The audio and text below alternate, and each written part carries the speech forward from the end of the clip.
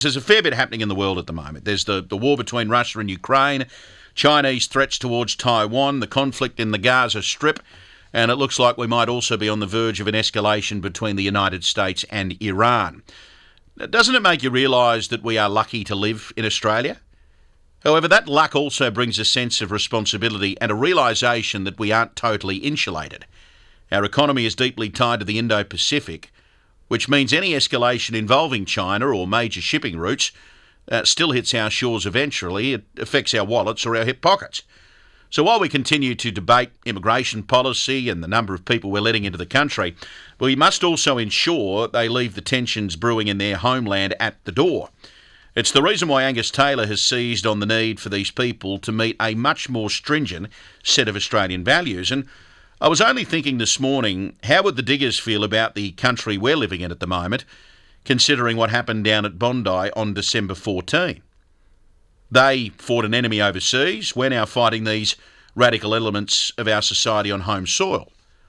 Having said that, we've been forced to defend our shores before. And I asked the question in the first hour of the program, how many of you know the significance of today? Well, today marks the 84th anniversary of the bombing of Darwin. It was the largest single attack ever mounted by a foreign power. Well, there are lessons to be learnt from what happened back in 1942. In fact, there's a centenarian and World War II veteran who witnessed those bombs being dropped on Australia, who's in the Courier Mail today in Queensland saying it's vitally important that the youth of today learn about wars to prevent future conflicts from happening. Now, can you believe only 1 in 4 Australians know that Darwin experienced more bombing raids than Pearl Harbor during World War II? Dennis Wellbeloved remembers it vividly. At 104 years of age, the Queenslander and World War II veteran carries the lived reality of a conflict we now only see in grainy newsreels. He recalled the tension of sitting on a darkened train in Townsville watching enemy planes floating around before bombs splashed into the bay in 1942.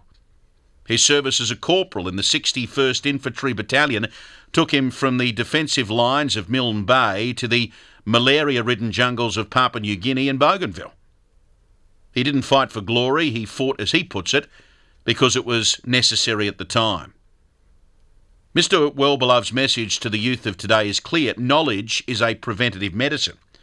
He warns that there's always somebody who thinks they can run the place better and that the resulting deprivation of people is a price we should never have to pay again.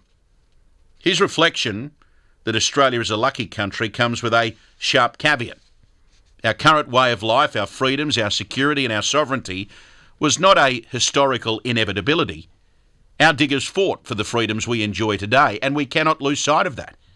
It's all well and good to stand there on Anzac Day and pay our respects, but we now have a responsibility to acknowledge that the luck of our country is a legacy we are now tasked with guarding. As Dennis says in the paper today, we have it pretty good in Australia, and to keep it that way, we must remember exactly what it took to get here. And it starts in our schools. Instead of indoctrinating the young kids with one-sided views on these global conflicts that have nothing to do with us, and even white settlement, which created the modern Australia we live in today, why aren't we prioritising these war heroes who cannot be forgotten? Why aren't we teaching the kids about the bombing of Darwin? Why aren't we teaching them about the freedoms that our diggers fought to protect? Why aren't we teaching them that those same freedoms aren't enjoyed by some of these other countries around the world? Don't we owe it to our veterans? You know, if we stop teaching our children why this soil is so sacred, we shouldn't be surprised when they don't feel the need to protect it. I think we owe it to Dennis Wellbeloved and the thousands of diggers who never made it to 104, to ensure their sacrifice wasn't just a chapter in a dusty textbook, but the very foundation of our future.